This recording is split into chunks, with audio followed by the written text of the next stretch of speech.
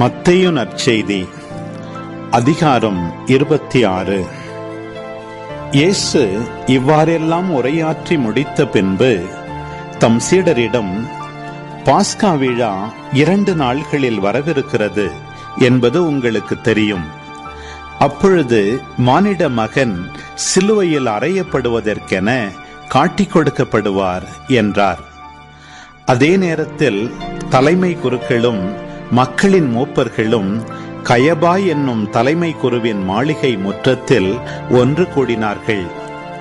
இயேசுவை சூழ்ச்சியாய் பிடித்து கொலை செய்ய அவர்கள் கலந்து ஆலோசித்தார்கள். ஆயினும் விழாவின் போது வேண்டாம், மக்களிடையே கலகம் ஏற்படக்கூடும் என்று அவர்கள் பேசிக்கொண்டார்கள். இயேசு பெத்தானியாவில் தொழுநோயாளர் சீமோன் இல்லத்தில் இருந்தார். அங்கு அவர் பந்தியில் அமர்ந்திருந்த போது விலையுயர்ந்த நறுமண தைலம் கொண்ட படிகச் சிமிழுடன் பெண் ஒருவர் அவரிடம் வந்து அதை அவர் தலையில் ஊற்றினார். இதை கண்ட சீடர்கள் கோபமடைந்து, இந்த தைலத்தை இவ்வாறு வீணாக்குவதேன்? இதை நல்ல விலைக்கு விற்று ஏழைகளுக்கு கொடுத்திருக்கலாமே என்றார்கள்.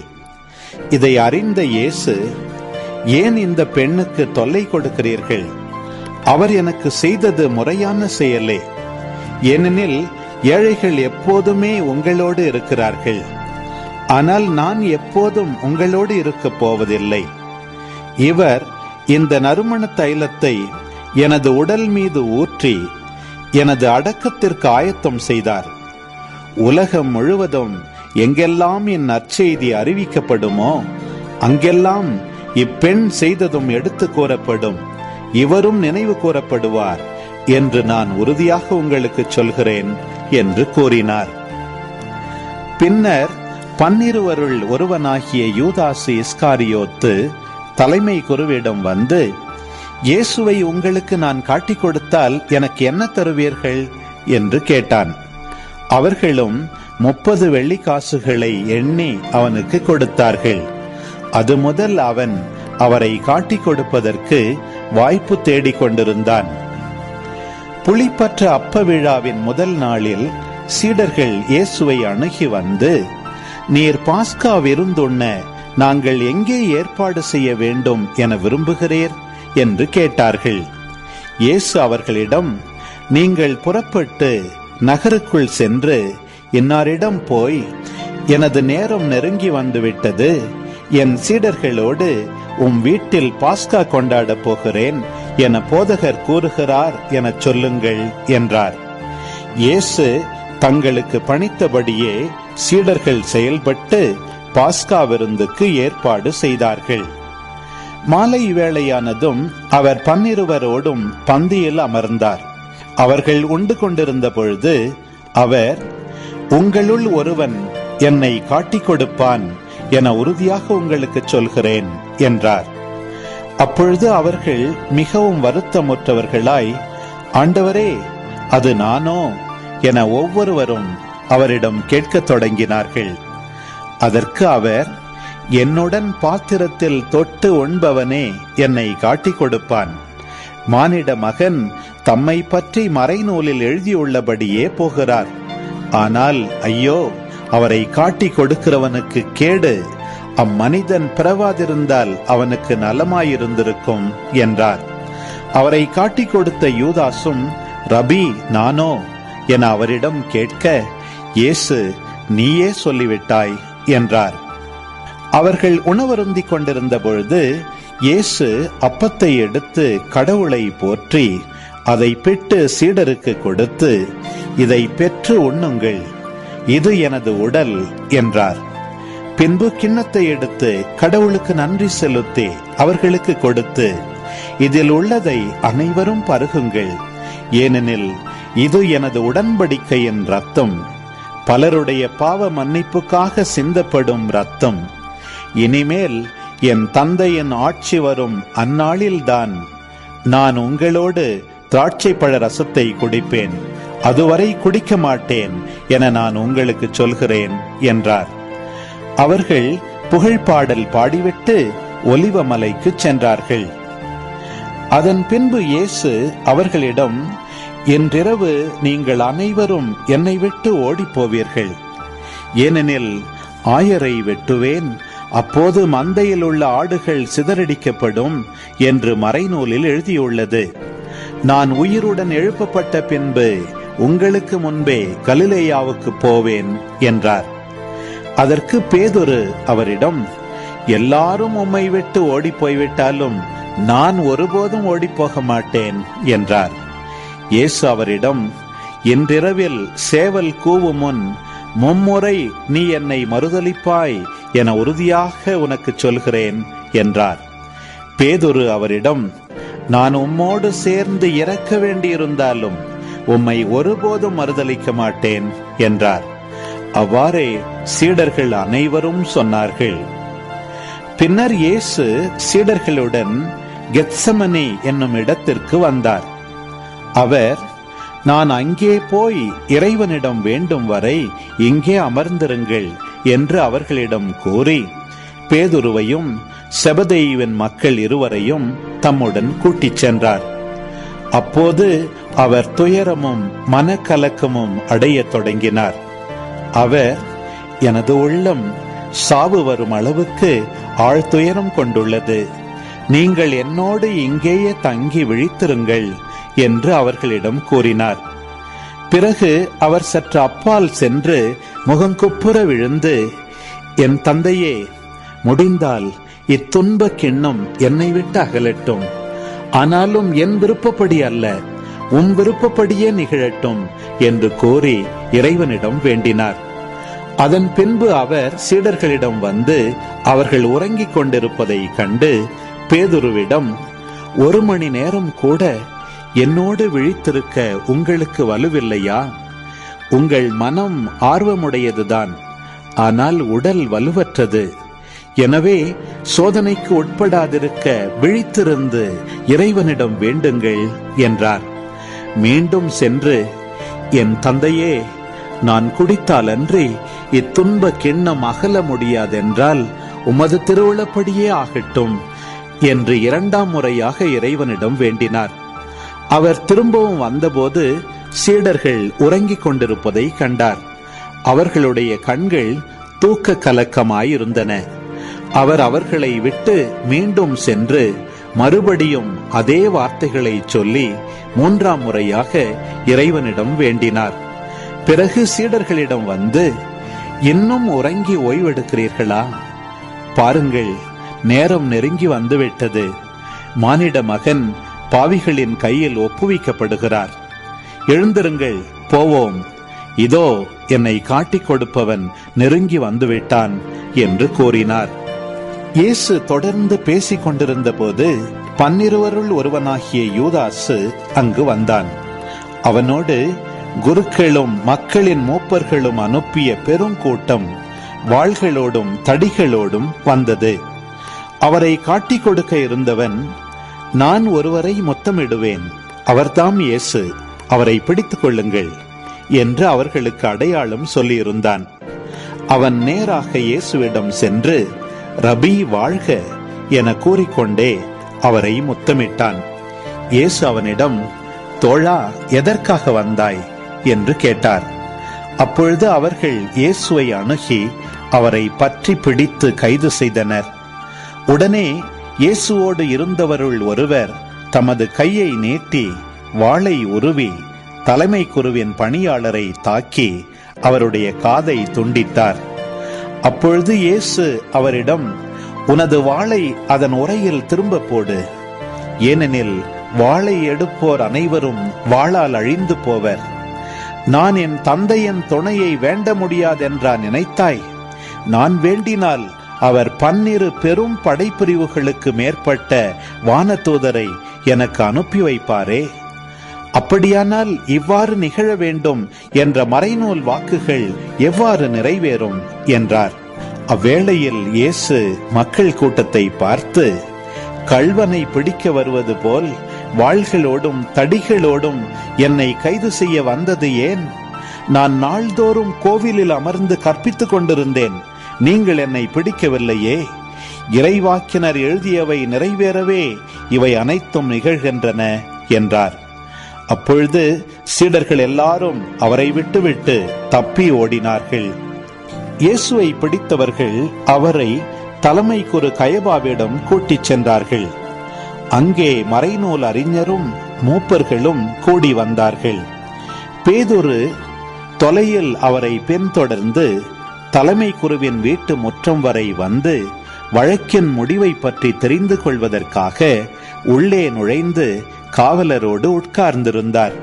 தலைமை குருக்களும் தலைமை சங்கத்தார் அனைவரும் இயேசுவுக்கு மரண தண்டனை விதிக்க அவருக்கு எதிராக பொய் சாட்சி தேடினர். பல பொய் சாட்சிகள் முன்வந்தும் ஏற்ற சாட்சி கிடைக்கவில்லை. இறுதியாக இருவர் முன்வந்தனர். அவர்கள், இவன் கடவுளுடைய திருக்கோவிலை இடித்து அதை 3 நாளில் கட்டியெழுப்ப என்னால் முடியும் என்றான் என்று கூறினார்கள். அப்பொழுது தலைமை குரு எழுந்து அவரிடம், இவர்கள் உனக்கு எதிராக கூறும் சான்றுக்கு மறுமொழி கூற மாட்டாயா என்று கேட்டார். ஆனால் இயேசு பேசாதிருந்தார். மேலும் தலைமை குரு அவரிடம், நீ கடவுளின் மகனாகிய மெசியாவா? வாழும் கடவுளின் பெயரால் ஆணையிட்டு சொல்லுமாறு உன்னிடம் கேட்கிறேன் என்றார். அதற்கு இயேசு, நீரே சொல்லுகிறீர். மானிட மகன் வல்லவராம் கடவுளின் வலப்புறத்தில் வீற்றிருப்பதையும் வான மேகங்கள் மீது வருவதையும் இது முதல் நீங்கள் காண்பீர்கள் என உங்களுக்கு சொல்கிறேன் என்றார். உடனே தலைமை குரு தம் மேலுடையை கிழித்து கொண்டு, இவன் கடவுளை பழித்துரைத்தான். இன்னும் நமக்கு சான்றுகள் தேவையா? இதோ இப்பொழுது நீங்களே பழிப்புரையை கேட்டீர்களே, நீங்கள் என்ன நினைக்கிறீர்கள் என்று கேட்டார். அதற்கு அவர்கள், இவன் சாக வேண்டியவன் என பதிலளித்தார்கள். பின்பு அவருடைய முகத்தில் துப்பி அவரை கையால் குத்தினார்கள். மேலும் சிலர் அவரை கன்னத்தில் அறைந்து, இறைவாக்கினர் மெசியாவே, உன்னை அடித்தது யார் சொல் என்று கேட்டனர். பேதுரு வெளியே முற்றத்தில் உட்கார்ந்திருந்தார். பணிப்பெண் ஒருவர் அவரிடம் வந்து, நீயும் கலிலேயன் ஆகிய இயேசுவோடு இருந்தவன் தானே என்றார். அவரோ, நீர் சொல்வது என்னவென்று எனக்கு தெரியவில்லை என்று அவர்கள் அனைவர் முன்னிலையிலும் மறுதலித்தார். அவர் வெளியே வாயிலருகே சென்றபோது வேறொரு பணிப்பெண் அவரை கண்டு, இவன் நாசரேத்து இயேசுவோடு இருந்தவன் என்று அங்கிருந்தோரிடம் சொன்னார். ஆனால் பேதுரு, இம்மனிதனை எனக்கு தெரியாது என ஆணையிட்டு மீண்டும் மறுதலித்தார். சற்று நேரத்திற்கு பின் அங்கே நின்றவர்கள் பேதுருவிடம் வந்து, உண்மையாகவே நீயும் அவர்களைச் சேர்ந்தவனே, ஏனெனில் உன் பேச்சே உன்னை யார் என்று காட்டிக் கொடுக்கிறது என்று கூறினார்கள். அப்பொழுது அவர், இந்த மனிதனை எனக்கு தெரியாது என்று சொல்லி சபிக்கவும் ஆணையிடவும் தொடங்கினார். உடனே சேவல் கூவிற்று. அப்பொழுது சேவல் கூவும் முன் நீ என்னை 3 முறை மறுதலிப்பாய் என்று இயேசு கூறியதை பேதுரு நினைவு கூர்ந்து வெளியே சென்று மனம் நொந்து அழுதார்.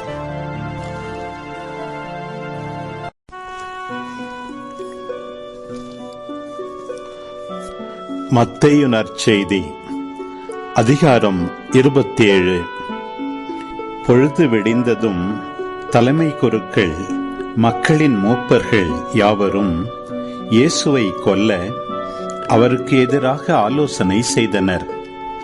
அவரை கட்டி இழுத்துச் சென்று ஆளுநன் பிலாத்திடம் ஒப்புவித்தனர். அதன் பின் இயேசு தண்டனை தீர்ப்பு அடைந்ததை கண்டபோது அவரை காட்டிக் கொடுத்த யூதாசு மனம் வருந்தி தலைமை குருக்களிடமும் மூப்பர்களிடமும் 30 வெள்ளிக்காசுகளையும் திருப்பிக் கொண்டு வந்து, பழி பாவம் இல்லாதவரை காட்டிக் கொடுத்து பாவம் செய்தேன் என்றான். அதற்கு அவர்கள், அதை பற்றி எங்களுக்கு என்ன, நீயே பார்த்துக்கொள் என்றார்கள். அதன் பின்பு அவன் அந்த வெள்ளிக்காசுகளை கோவிலில் எறிந்துவிட்டு புறப்பட்டு போய் தூக்கு போட்டுக் கொண்டான். தலைமை குருக்கள் வெள்ளிக்காசுகளை எடுத்து, இது இரத்தத்திற்கான விலையாதலால் இதை கோவில் காணிக்கை பெட்டியில் போடுவது முறையல்ல என்று சொல்லி கலந்தாலோசித்து அந்நியரை அடக்கம் செய்ய அவற்றை கொண்டு குயவன் நிலத்தை வாங்கினார்கள். இதனால்தான் அந்நிலம் இரத்த நிலம் என இன்று வரை அழைக்கப்படுகிறது. இஸ்ரேல் மக்களால் விலை மதிக்கப்பட்டவருடைய விலையான 30 வெள்ளிக்காசுகளையும் கையில் எடுத்து, ஆண்டவர் எனக்கு பணித்தபடியே அதை குயவன் நிலத்திற்கு கொடுத்தார்கள் என்று இறைவாக்கினர் எரேமியா உரைத்தது அப்பொழுது நிறைவேறியது. இயேசு ஆளுநன் பிலாத்து முன்னிலையில் நின்று கொண்டிருந்தார். ஆளுநன் அவரை நோக்கி, நீ யூதரின் அரசனா என்று கேட்டான். அதற்கு இயேசு, அவ்வாறு நீர் சொல்கிறீர் என்று கூறினார். மேலும் தலைமை குருக்களும் மூப்பர்களும் அவர் மீது குற்றம் சுமத்திய போது அவர் மறுமொழி எதுவும் கூறவில்லை. பின்பு பிலாத்து அவரிடம், உனக்கு எதிராக எத்தனையோ சான்றுகள் கூறுகிறார்களே, உனக்கு கேட்கவில்லையா என்றான். அவரோ ஒரு சொல் கூட அவனுக்கு மறுமொழியாக கூறவில்லை. ஆகவே ஆளுநன் மிகவும் வியப்புற்றான். மக்கள் விரும்பி கேட்கும் ஒரு கைதியை அவர்களுக்காக விழாவின் போது ஆளுநன் விடுதலை செய்வது வழக்கம். அந்நாளில் பரபா என்னும் பேர் போன கைதி ஒருவன் இருந்தான். மக்கள் ஒன்று கூடி வந்திருந்த போது பிலாத்து அவர்களிடம், நான் யாரை விடுதலை செய்ய வேண்டும் என விரும்புகிறீர்கள்? பரபாவையா அல்லது மெசியா என்னும் இயேசுவையா என்று கேட்டான். ஏனெனில் அவர்கள் பொறாமையால் தான் இயேசுவை தன்னிடம் ஒப்புவித்திருந்தார்கள் என்பது அவனுக்கு தெரியும். பிலாத்து நடுவர் இருக்கை மீது அமர்ந்திருந்த பொழுது அவனுடைய மனைவி அவனிடம் ஆள் அனுப்பி, அந்த நேர்மையாளரின் வழக்கில் நீர் தலையிட வேண்டாம், ஏனெனில் அவர் பொருட்டு இன்று கனவில் மிகவும் துன்புற்றேன் என்று கூறினார். ஆனால் தலைமை குருக்களும் மூப்பர்களும் பரபாவை விடுதலை செய்ய கேட்கவும் இயேசுவை தீர்த்து கட்டவும் கூட்டத்தினரை தூண்டிவிட்டார்கள். ஆளுநன் அவர்களை பார்த்து, இவ்விருவரில் யாரை விடுதலை செய்ய வேண்டும்? உங்கள் விருப்பம் என்ன என கேட்டான். அதற்கு அவர்கள் பரபாவை என்றார்கள். பிலாத்து அவர்களிடம், அப்படியானால் மெசியா என்னும் இயேசுவை நான் என்ன செய்ய வேண்டும் என்று கேட்டான். அனைவரும் சிலுவையில் அறையும் என்று பதிலளித்தனர். அதற்கு அவன், இவன் செய்த குற்றம் என்ன என்று கேட்டான். அவர்களோ சிலுவையில் அறையும் என்று இன்னும் உரக்க கத்தினார்கள். பிலாத்து தன் முயற்சியால் பயனேதும் ஏற்படவில்லை, மாறாக கலகமே உருவாகிறது என்று கண்டு கூட்டத்தினரின் முன்னிலையில் தண்ணீரை எடுத்து, இவனது இரத்தப் பழியில் எனக்கு பங்கில்லை, நீங்களே பார்த்து கொள்ளுங்கள் என்று கூறி தன் கைகளை கழுவினான். அதற்கு மக்கள் அனைவரும், இவனுடைய இரத்தப் பழி எங்கள் மேலும் எங்கள் பிள்ளைகள் மேலும் விழட்டும் என்று பதில் கூறினர். அப்போது அவர் பரபாவை அவர்கள் விருப்பத்திற்கிணங்க விடுதலை செய்தான். இயேசுவை கசையால் அடித்து சிலுவையில் அறையுமாறு ஒப்புவித்தான். ஆளுநனின் படை வீரர் இயேசுவை ஆளுநன் மாளிகைக்கு கூட்டிச் சென்று அங்கிருந்த படைப்பிரிவினர் அனைவரையும் அவர் முன் ஒன்று கூட்டினர். அவருடைய ஆடைகளை உரிந்து கருஞ்சிவப்பு நிறமுள்ள தளர் அங்கியை அவருக்கு அணிவித்தனர். அவர்கள் ஒரு முள்முடி பின்னி அவரது தலையின் மேல் வைத்து அவருடைய வலக்கையில் ஒரு கோலை கொடுத்து அவர் முன் முழந்தாள் படியிட்டு, யூதரின் அரசரே வாழ்க என்று சொல்லி ஏளனம் செய்தனர். அவர் மேல் துப்பி அக்கோலை எடுத்து அவருடைய தலையில் அடித்தனர். அவரை ஏளனம் செய்த பின் அவர் மேல் இருந்த தளர் அங்கியை கழற்றிவிட்டு அவருடைய ஆடைகளை அணிவித்து அவரை சிலுவையில் அறைவதற்காக இழுத்துச் சென்றனர். அவர்கள் வெளியே சென்றபோது சிரேன் ஊரை சார்ந்த சீமோன் என்ற பெயருடைய ஒருவரை கண்டார்கள். இயேசுவின் சிலுவையை சுமக்கும்படி அவரை கட்டாயப்படுத்தினார்கள். மண்டையோட்டு இடம் என்று பொருள்படும் கொல்கொத்தாவுக்கு வந்தார்கள். இயேசுவுக்கு கசப்பு கலந்த திராட்சை ரசத்தை குடிக்க கொடுத்தார்கள். அவர் அதை சுவை பார்த்த பின் குடிக்க விரும்பவில்லை. அவர்கள் அவரை சிலுவையில் அறைந்த பின்பு குலுக்கல் முறையில் அவருடைய ஆடைகளை பங்கிட்டு கொண்டார்கள். பின்பு அங்கே உட்கார்ந்து காவல் காத்தார்கள்.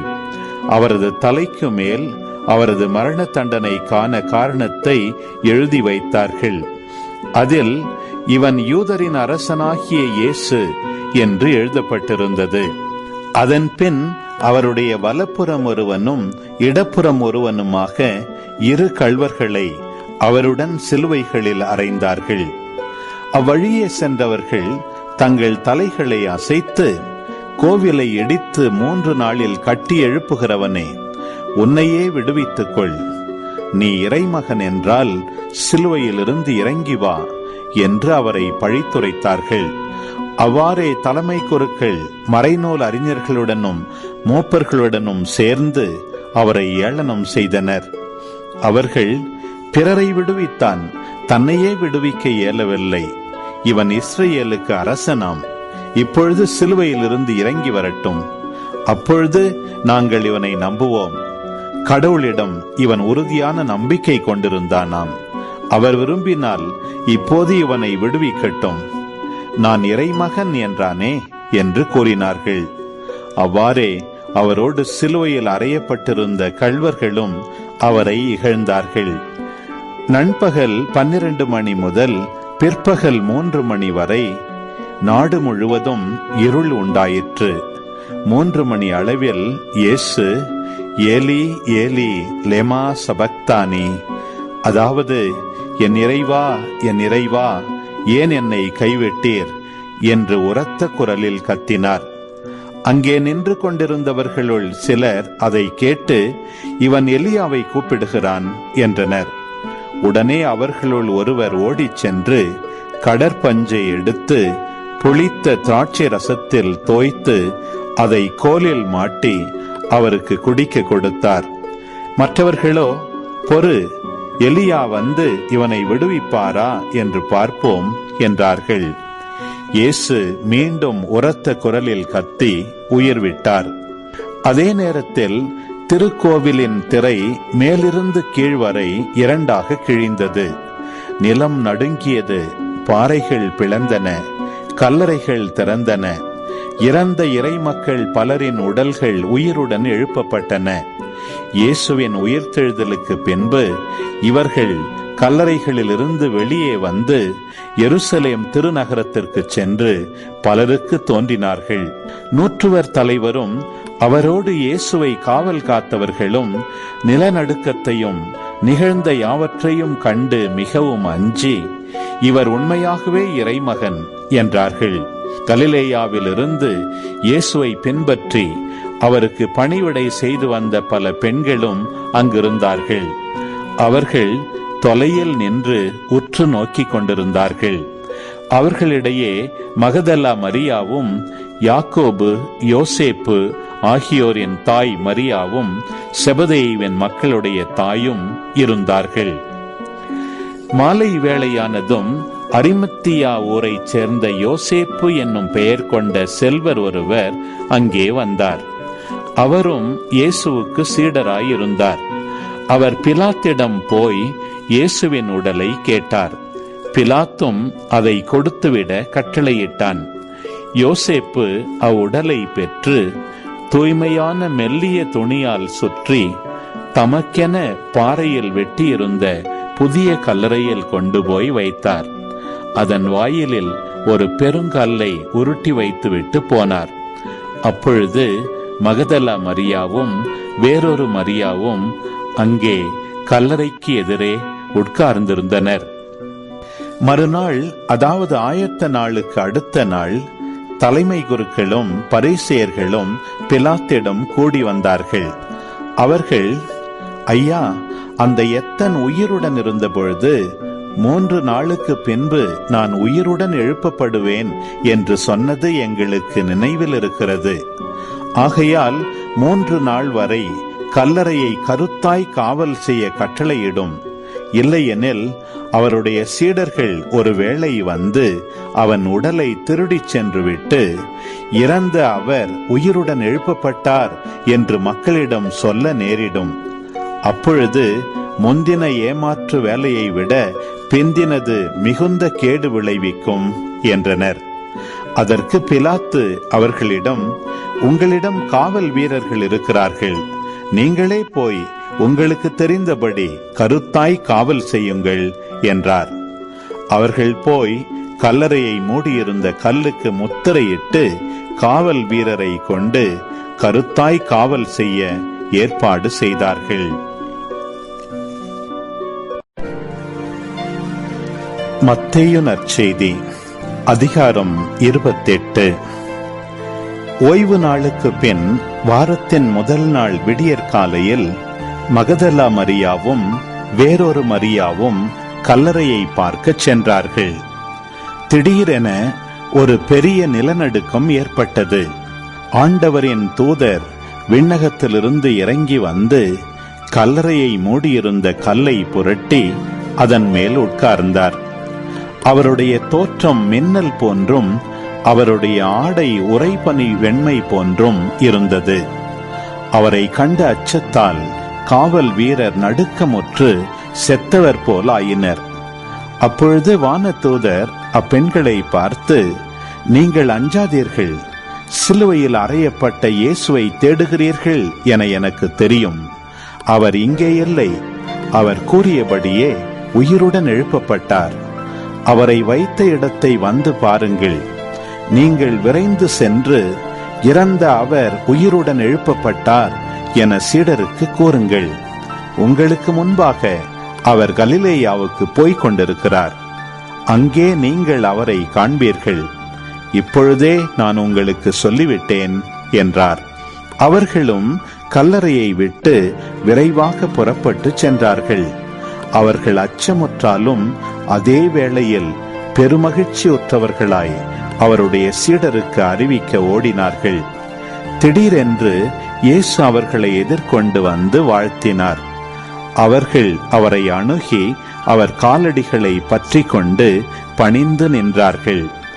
அப்பொழுது இயேசு அவர்களிடம், அஞ்சாதீர்கள், என் சகோதரர்களிடம் சென்று அவர்களை கலிலேயாவுக்கு போகுமாறு சொல்லுங்கள், அங்கே அவர்கள் என்னை காண்பார்கள் என்றார்.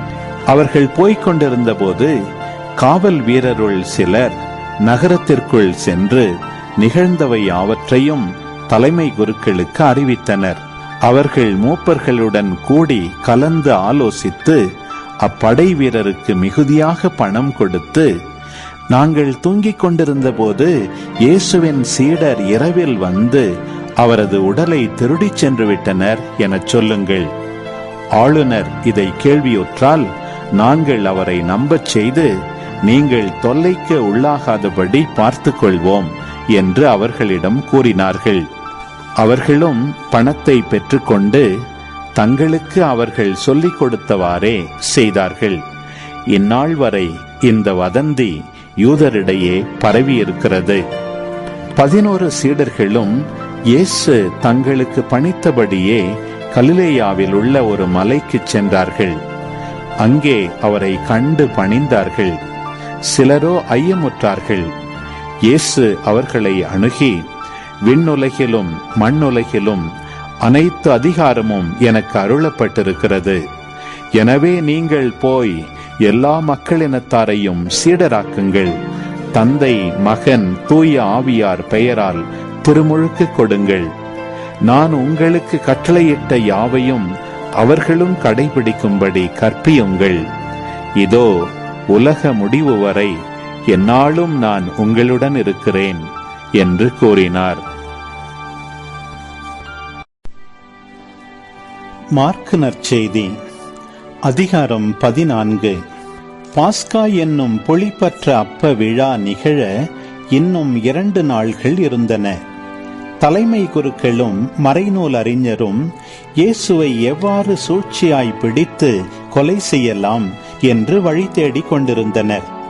ஆயினும் விழாவின் போது வேண்டாம், ஒருவேளை மக்களிடையே கலகம் ஏற்படக்கூடும் என்று நினைத்தனர். இயேசு பெத்தானியாவில் தொழுநோயாளர் சீமோன் இல்லத்தில் இருந்தார்.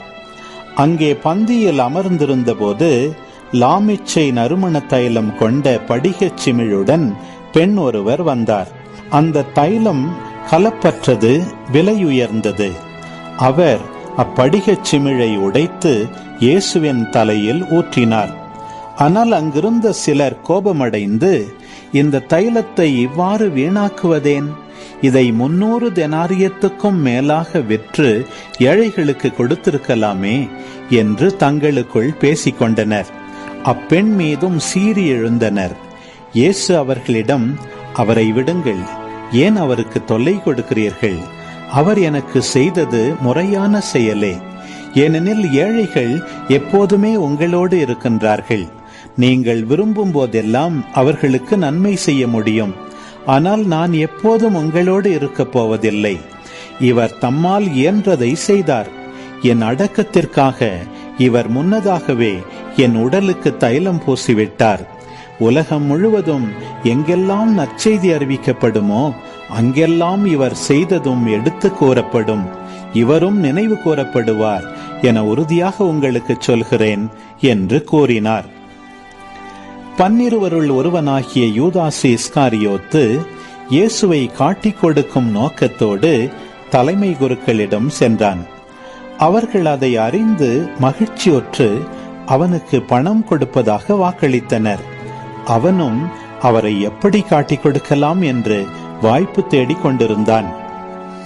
புளிப்பற்ற அப்ப விழாவின் முதல் நாள் வந்தது. பாஸ்கா ஆட்டுக்குட்டியை பலியிடும் அந்நாளிலே இயேசுவின் சீடர், நீர் பாஸ்கா விருந்துண்ண நாங்கள் எங்கே சென்று ஏற்பாடு செய்ய வேண்டும் என விரும்புகிறீர் என்று கேட்டார்கள். அவர் பின்வருமாறு கூறி தம் சீடருள் 2 அனுப்பினார். நீங்கள் புறப்பட்டு நகருக்குள் செல்லுங்கள். மண் குடத்தில் தண்ணீர் சுமந்து கொண்டு ஓர் ஆள் உங்களுக்கு எதிரே வருவார். அவர் பின்னே செல்லுங்கள். அவர் எந்த வீட்டுக்கு செல்கிறாரோ அந்த வீட்டின் உரிமையாளரிடம், நான் என் சீடர்களோடு பாஸ்கா விருந்து உண்பதற்கான என் அறை எங்கே என்று போதகர் கேட்கச் சொன்னார் என கூறுங்கள். அவர் மேல் மாடியில் ஒரு பெரிய அறையை காட்டுவார். அது தேவையான வசதிகளோடு தயார் நிலையில் இருக்கும். அங்கே நமக்கு ஏற்பாடு செய்யுங்கள். சீடர்கள் சென்று நகரை அடைந்து தங்களுக்கு அவர் சொல்லியவாறே அனைத்தையும் கண்டு பாஸ்கா விருந்துக்கு ஏற்பாடு செய்தார்கள். மாலை வேளையானதும் இயேசு 12 வந்தார்.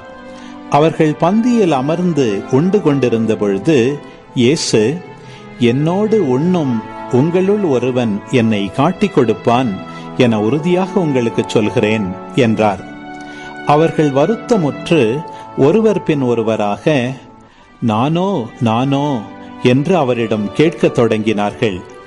அதற்கு அவர், அவன் 12 ஒருவன், என்னுடன் பாத்திரத்தில் தொட்டு உண்பவன். மானிட மகன் தம்மை பற்றி மறைநூலில் எழுதியுள்ளவாறே போகிறார். ஆனால் ஐயோ, அவரை காட்டிக் கொடுக்கிறவனுக்கு கேடு. அம்மனிதன் பெறவாதிருந்தால் அவனுக்கு நலமாயிருக்கும் என்றார். அவர்கள் உண்டு கொண்டிருந்த பொழுது அவர் அப்பத்தை எடுத்து கடவுளை போற்றி அதை பிட்டு அவர்களுக்கு கொடுத்து, இதை பெற்றுக்கொள்ளுங்கள், இது எனது உடல் என்றார். பின்பு அவர் கிண்ணத்தை எடுத்து கடவுளுக்கு நன்றி செலுத்தி அவர்களுக்கு கொடுத்தார். அனைவரும் அதிலிருந்து பருகினர்.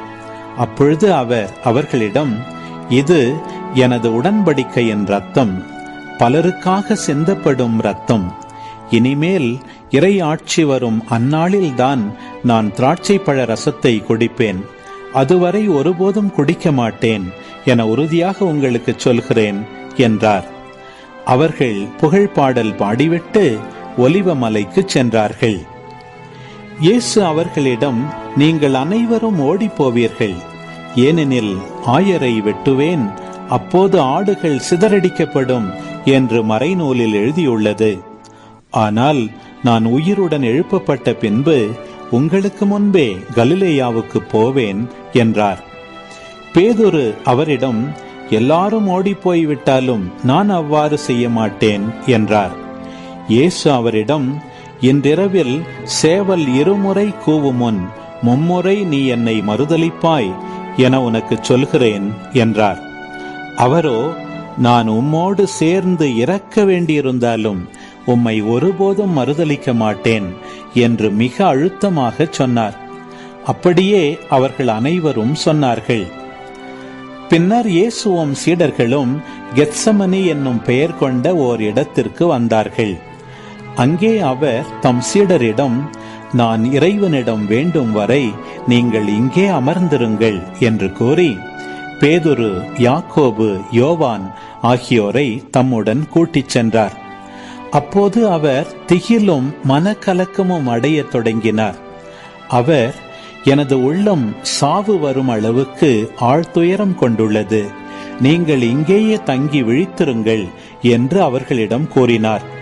சற்று அப்பால் சென்று தரையில் விழுந்து, முடியுமானால் அந்த நேரம் தம்மை விட்டு விலகுமாறு இறைவனிடம் வேண்டினார். அப்பா தந்தையே, எல்லாம் உம்மால் இயலும், இத்துன்ப கிண்ணத்தை என்னிடமிருந்து அகற்றும், ஆனாலும் என் விருப்பப்படி அல்ல, உம் விருப்பப்படியே நிகழட்டும் என்று கூறினார். அதன் பின்பு அவர் வந்து அவர்கள் உறங்கிக் கொண்டிருப்பதை கண்டு பேதுருவிடம், சீமோனே, உறங்கிக் கொண்டாயிருக்கிறாய்? 1 மணி நேரம் விழித்திருக்க உனக்கு வலுவில்லையா? உங்கள் மனம் ஆர்வமுடையதுதான், ஆனால் உடல் வலுவற்றது. எனவே சோதனைக்கு உட்படாதிருக்க விழித்திருந்து இறைவனிடம் வேண்டுங்கள் என்றார். அவர் மீண்டும் சென்று அதே வார்த்தைகளை சொல்லி இறைவனிடம் வேண்டினார். அவர் திரும்பவும் வந்தபோது அவர்கள் உறங்கிக் கொண்டிருப்பதை கண்டார். அவர்களுடைய கண்கள் தூக்க கலக்கமாயிருந்தன. அவருக்கு என்ன மறுமொழி கூறுவது என்றே அவர்களுக்கு தெரியவில்லை. அவர் 3ஆம் முறை வந்து அவர்களை நோக்கி, இன்னும் உறங்கி ஓய்வெடுக்கிறீர்களா? போதும், நேரம் வந்துவிட்டது. மானிட மகன் பாவிகளின் கையில் ஒப்புவிக்கப்பட போகிறார். எழுந்திருங்கள், போவோம். இதோ என்னை காட்டிக் கொடுப்பவன் நெருங்கி வந்துவிட்டான் என்று கூறினார். இயேசு தொடர்ந்து பேசிக் கொண்டிருந்த போது 12 ஒருவனான யூதாசு வந்தான். அவனோடு தலைமை குருக்கள், மறைநூல் அறிஞர், மூப்பர் ஆகியோர் அனுப்பிய மக்கள் கூட்டம் வாள்களோடும் தடிகளோடும் வந்தது. அவரை காட்டிக் கொடுக்கவிருந்தவன், நான் ஒருவரை முத்தமிடுவேன், அவர்தாம் இயேசு, அவரை பிடித்து காவலோடு கொண்டு போங்கள் என்று அவர்களுக்கு அடையாளம் சொல்லியிருந்தான். அவன் வந்ததும் உடனடியாக அவரை அணுகி, ரபி என கூறிக்கொண்டே அவரை முத்தமிட்டான். அவர்களும் அவரை பற்றி பிடித்து கைது செய்தனர். அருகில் நின்று கொண்டிருந்தவர்களுள் ஒருவர் தம் வாளை உருவி தலைமை குருவின் பணியாளரை தாக்கி அவருடைய காதை துண்டித்தார். இயேசு அவர்களை பார்த்து, கள்வனை பிடிக்க வருவது போல வாள்களோடும் தடிகளோடும் என்னை கைது செய்ய வந்தது ஏன்? நான் நாள்தோறும் கோவிலில் கற்பித்துக் கொண்டு உங்களோடு இருந்தேன், நீங்கள் என்னை பிடிக்கவில்லையே. ஆனால் மறைநூலில் எழுதப்பட்டுள்ளவை நிறைவேற வேண்டும் என்றார். அப்போது சீடர் அனைவரும் அவரை விட்டுவிட்டு தப்பி ஓடினர். இளைஞர் ஒருவர் தம் வெறும் உடம்பின் மீது ஒரு நார்பட்டு துணியை போர்த்தி கொண்டு அவர் பின்னே சென்றார். அவரை பிடித்தார்கள். ஆனால் அவர் துணியை விட்டுவிட்டு ஆடையின்றி தப்பி ஓடினார். அவர்கள் இயேசுவை தலைமை குருவிடம் கூட்டிச் சென்றார்கள். எல்லா தலைமை குருக்களும் மூப்பர்களும் மறைநூல் அறிஞர்களும் ஒன்று கூடினார்கள். பேதுரு தொலையில் அவரை பின்தொடர்ந்தார். தலைமை குருவின் வீட்டு உள்முற்றம் வரை வந்து காவலரோடு உட்கார்ந்து நெருப்பின் அருகே அவர் குளிர்காய்ந்து கொண்டிருந்தார்.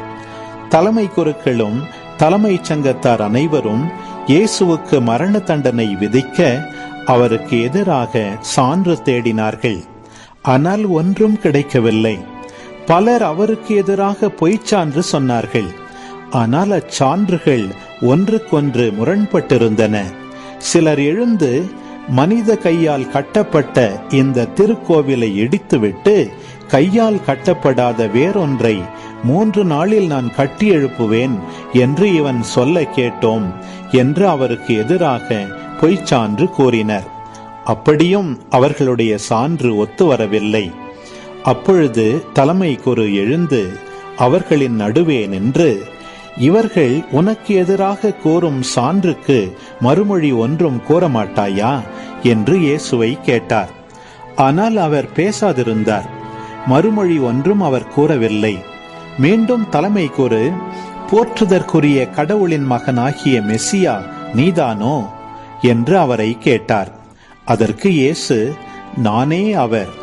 மேலும் மானிட மகன் வல்லவராம் கடவுளின் வலப்புறத்தில் வீற்றிருப்பதையும் வான மேகங்கள் சூழ வருவதையும் காண்பீர்கள் என்றார்.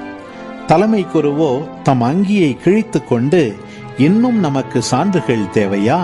இவன் கடவுளை பழித்துரைத்ததை கேட்டீர்களே, உங்களுக்கு என்ன தோன்றுகிறது என்று கேட்க, அவர்கள் அனைவரும் இவன் சாக வேண்டியவன் என்று தீர்மானித்தார்கள். பின்பு சிலர் அவர் மேல் துப்பவும் அவர் முகத்தை மூடி அவரை கையால் குத்தி, இறைவாக்கினனே யார் எனச் சொல் என்று கேட்கவும் தொடங்கினர். காவலரும் அவரை கன்னத்தில் அறைந்தனர். அப்பொழுது பேதுரு கீழே முற்றத்தில் இருக்க, தலைமை குருவின் பணிப்பெண் ஒருவர் வந்து பேதுரு குளிர் காய்ந்து கொண்டிருக்க கண்டு அவரை கூர்ந்து நோக்கி, நீயும் இந்த நாசரேத்து இயேசுவோடு இருந்தவன்தானே என்றார். அவரோ, நீர் சொல்வது என்னவென்று எனக்கு தெரியவில்லை, புரியவும் இல்லை என்று மறுதலித்து வெளிமுற்றத்திற்கு சென்றார். அப்பொழுது சேவல் கூவிற்று. அந்த பணிப்பெண் அவரை கண்டு சூழ இருந்தவர்களிடம், இவனும் அவர்களைச் சேர்ந்தவன்தான் என்று மீண்டும் கூறத் தொடங்கினார். அவர் மீண்டும் மறுதலித்தார். சற்று நேரத்திற்கு பின் சூழ இருந்தவர்களும், உண்மையாகவே நீ அவர்களைச் சேர்ந்தவனே, ஏனெனில் நீ ஒரு கலிலேயன் என்று மீண்டும் பேதுருவிடம் கூறினார்கள். அவரோ, நீங்கள் குறிப்பிடுகின்ற இந்த மனிதனை எனக்கு தெரியாது என்று சொல்லி சபிக்கவும் ஆணையிடவும் தொடங்கினார். உடனே இரண்டாம் முறை சேவல் கூவிற்று. அப்பொழுது சேவல் இருமுறை கூவும் முன் நீ என்னை மும்முறை மறுதலிப்பாய் என்று இயேசு தமக்கு கூறிய சொற்களை பேதுரு நினைவு கூர்ந்து மனமுடைந்து அழுதார்.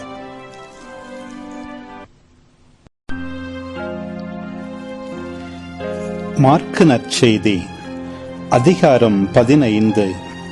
பொழுது விடிந்ததும் மூப்பரோடும் மறைநூல் அறிஞரோடும் தலைமைச் சங்கத்தார் அனைவரோடும் தலைமை குருக்கள் ஆலோசனை செய்து இயேசுவை கட்டி இழுத்துச் சென்று பிலாத்திடம் ஒப்புவித்தனர். பிலாத்து அவரை நோக்கி, நீ யூதரின் அரசனா என்று கேட்க, அவர், அவ்வாறு நீர் சொல்கிறீர் என்று பதில் கூறினார். தலைமை குருக்கள் அவர் மீது பல குற்றங்களை சுமத்தினார்கள். மீண்டும் பிலாத்து, நீ பதில் ஒன்றும் சொல்ல மாட்டாயா? உன் மீது இத்தனை குற்றங்களை சுமத்துகிறார்களே என்று அவரிடம் கேட்டான். இயேசுவோ எப்பதிலும் கூறவில்லை. ஆகவே பிலாத்து வியப்புற்றான். விழாவின் போது மக்கள் கேட்டுக்கொள்ளும் ஒரு கைதியை அவர்களுக்காக பிலாத்து விடுதலை செய்வதுண்டு. பரபா என்னும் கைதி ஒருவன் இருந்தான். ஒரு கலகத்தில் கொலை செய்த கலகக்காரரோடு பிடிபட்டவன் அவன். மக்கள் கூட்டம் வந்து வழக்கமாய் செய்வது போல ஒரு கைதியை விடுதலை செய்யுமாறு பிலாத்துவை வேண்டத் தொடங்கியது. அதற்கு பிலாத்து, யூதரின் அரசரை உங்களுக்காக நான் விடுதலை செய்ய வேண்டுமென்று விரும்புகிறீர்களா என்று கேட்டான். ஏனெனில் தலைமை குருக்கள் பொறாமையால் தான் அவரை ஒப்புவித்திருந்தார்கள் என்று அவன் உணர்ந்திருந்தான். ஆனால் தலைமை குருக்கள் தங்களுக்கு பரபாவையே அவன் விடுதலை செய்ய வேண்டுமென கேட்குமாறு கூட்டத்தினரை தூண்டிவிட்டார்கள். பிலாத்து மீண்டும் அவர்களை பார்த்து, அப்படியானால் நீங்கள் யூதரின் அரசர் என்று குறிப்பிடும் இவனை நான் என்ன செய்ய வேண்டும் என்று கேட்டான். அவர்கள், அவனை சிலுவையில் அறையும் என்று மீண்டும் கத்தினார்கள். அதற்கு பிலாத்து, இவன் செய்த குற்றம் என்ன என்று கேட்க, அவர்கள், அவனை சிலுவையில் அறையும் என்று இன்னும் உரக்க கத்தினார்கள். ஆகவே பிலாத்து கூட்டத்தினரின் விருப்பத்தை நிறைவேற்றும் வண்ணம் பரபாவை விடுதலை செய்து இயேசுவை கசையால் அடித்து சிலுவையில் அறையுமாறு ஒப்புவித்தான். பிறகு படை வீரர் அவரை ஆளுநர் மாளிகையின் முற்றத்திற்கு இழுத்து கொண்டு போய் படைப்பிரிவினர் அனைவரையும் கூட்டினர். அவருக்கு செந்நிற ஆடையை உடுத்தினர். ஒரு முள்முடி பின்னி அவருக்கு சூட்டி, யூதரின் அரசே வாழ்க என்று அவரை வாழ்த்த தொடங்கினர். மேலும் கோலால் அவர் தலையில் அடித்து அவர் மீது துப்பி முழந்தாள் படியிட்டு அவரை வணங்கினர். அவரை ஏளனம் செய்த பின் செந்நிற ஆடையை கழற்றிவிட்டு அவருடைய ஆடைகளை அணிவித்து அவரை சிலுவையில் அறைவதற்காக வெளியே கூட்டிச் சென்றனர். அப்பொழுது அலெக்சாந்தர், ரூபு ஆகியோரின் தந்தையான சிரேன் ஊரைச் சேர்ந்த சீமோன் என்பவர் வயல்வெளியிலிருந்து வந்து கொண்டிருந்தார். படை வீரர்கள் இயேசுவின் சிலுவையை சுமக்கும்படி அவரை கட்டாயப்படுத்தினார்கள். அவர்கள் மண்டை ஓட்டு இடம் என பொருள்படும் கொல்கத்தாவுக்கு இயேசுவை கொண்டு சென்றார்கள். அங்கே அவருக்கு வெள்ளை போளம் கலந்த திராட்சை ரசத்தை குடிக்க கொடுத்தார்கள். ஆனால் அவர் அதை பெற்றுக்கொள்ளவில்லை. பிறகு அவர்கள் அவரை சிலுவையில் அறைந்தார்கள். குலுக்கல் முறையில் யாருக்கு எது என்று பார்த்து அவருடைய ஆடைகளை தங்களுக்குள் பங்கிட்டு கொண்டார்கள். அவரை சிலுவையில் அறைந்தபோது காலை 9 மணி. அவரது மரண தண்டனைக்கான காரணத்தை அறிவிக்க யூதரின் அரசன் என்று அவர்கள் எழுதி வைத்தார்கள். அவருடைய வலப்புறம் ஒருவனும் இடப்புறம் ஒருவனுமாக 2 கள்வர்களை அவருடன் சிலுவைகளில் அறைந்தார்கள். அவ்வழியே சென்றவர்கள் தங்கள் தலைகளை அசைத்து, ஆகா, திருக்கோவிலை இடித்து 3 நாளில் கட்டி எழுப்புகிறவனே, சிலுவையிலிருந்து இறங்கி உன்னையே விடுவித்துக்கொள் என்று அவரை பழித்துரைத்தார்கள்.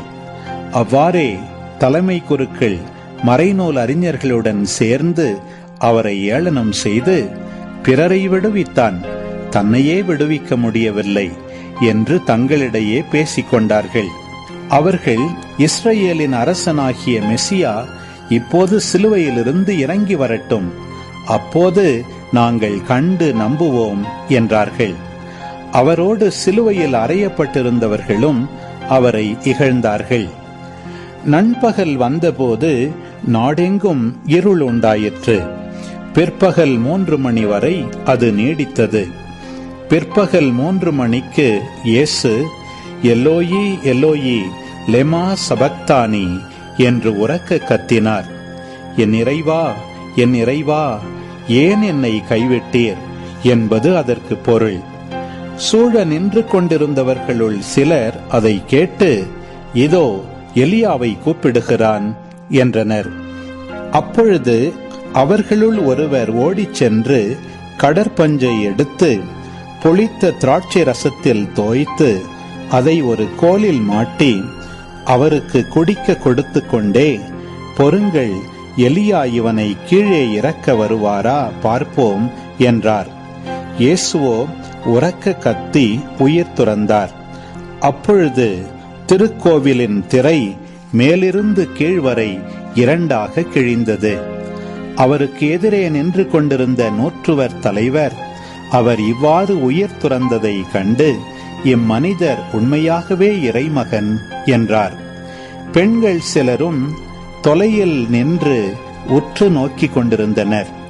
அவர்களுள் மகதலா மரியாவும் சின்ன யாக்கோபு, யோசே ஆகியோரின் தாயாகிய மரியாவும் சலோமி என்பவரும் இருந்தனர். இயேசு கலிலேயாவில் இருந்தபோது அவர்கள் அவரை பின்பற்றி அவருக்கு பணிவிடை செய்து வந்தவர்கள். அவருடன் எருசலேமுக்கு வந்திருந்த வேறு பல பெண்களும் அங்கே இருந்தார்கள். இதற்குள் மாலை வேளையாகிவிட்டது. அன்று ஓய்வு நாளுக்கு முந்திய ஆயத்த நாளாக இருந்தபடியால் அரிமத்தியா ஊரைச் சேர்ந்த யோசேப்பு என்பவர் துணிவுடன் பிலாத்திடம் போய் இயேசுவின் உடலை கேட்டார். அவர் மதிப்புக்குரிய தலைமைச் சங்க உறுப்பினர். அவரும் இறையாட்சியின் வருகைக்காக காத்திருந்தவர். ஏற்கனவே இயேசு இறந்துவிட்டதை குறித்து பிலாத்து வியப்படைந்து நூற்றுவர் தலைவரை அழைத்து, அவன் இதற்குள் இறந்து விட்டானா என்று கேட்டான். நூற்றுவர் தலைவரிடமிருந்து கேட்டு அறிந்ததும் உடலை அவன் யோசேப்பிடம் அளித்தான்.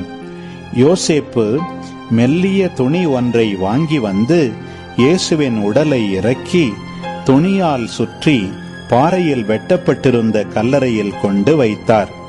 அதன் வாயிலில் ஒரு கல்லை உருட்டி வைத்தார். அவரை எங்கே வைத்தனர் என்பதை மகதலா மரியாவும் யோசேப்பின் தாய் மரியாவும் உற்று பார்த்து கொண்டிருந்தனர். மார்க்கு நற்செய்தி அதிகாரம் 16. ஓய்வு நாள் முடிந்ததும் மகதலா மரியா, யாக்கோபின் தாய் மரியா, சலோமி ஆகியோர் அவரது உடலில் பூசுவதற்கென்று நறுமணப் பொருள்கள் வாங்கினர். வாரத்தின் முதல் நாள் காலையிலேயே கதிரவன் எழும் வேளையில் அவர்கள் கல்லறைக்கு சென்றார்கள். கல்லறை வாயிலிலிருந்து கல்லை நமக்கு யார் புரட்டுவார் என்று அவர்கள் ஒருவரோடு ஒருவர் கேட்டுக்கொண்டார்கள். ஆனால் அவர்கள் நிமிர்ந்து உற்று நோக்கிய பொழுது கல் புரட்டப்பட்டிருப்பதை கண்டார்கள். அது பெரியதொரு கல். பிறகு அவர்கள் கல்லறைக்குள் சென்றபோது வெண் தொங்கலாடை அணிந்த இளைஞர் ஒருவர் வலப்புறம் அமர்ந்திருக்க கண்டு திகிலுற்றார்கள்.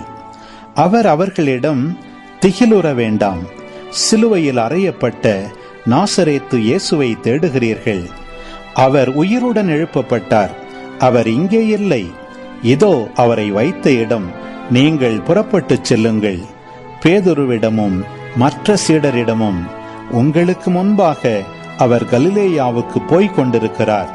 அவர் உங்களுக்கு சொன்னது போலவே அவரை அங்கே காண்பீர்கள் எனச் சொல்லுங்கள் என்றார். அவர்கள் கல்லறையை விட்டு வெளியே வந்து ஓட்டம் பிடித்தார்கள். நடுக்கமுற்று மெய்மறந்தவர்களாய் யாரிடமும் எதுவும் கூறவில்லை. ஏனெனில் அவர்கள் அச்சம் கொண்டிருந்தார்கள். வாரத்தின் முதல் நாள் காலையில் இயேசு உயிர்த்தெழுந்த பின்பு அவர் முதலில் மகதலா மரியாவுக்கு தோன்றினார். அவரிடமிருந்துதான் அவர் 7 பேய்களை ஓட்டியிருந்தார். மரியா புறப்பட்டு சென்று இயேசுவோடு இருந்தவர்களிடம் இதை அறிவித்தார். அவர்கள் துயருற்று அழுது கொண்டிருந்தார்கள். அவர் உயிரோடு இருக்கிறார் என்றும் மரியா அவரை கண்டார் என்றும் கேட்டபோது அவர்கள் நம்பவில்லை. அதன் பிறகு அவர்களுள் இருவர் வயல்வெளிக்கு நடந்து சென்றபோது இயேசு அவர்களுக்கு வேற்று உருவில் தோன்றினார். அவர்கள் சென்று அதனை மற்றவர்களுக்கு அறிவித்தார்கள். அவர்கள் சொன்னதையும் சீடர்கள் நம்பவில்லை.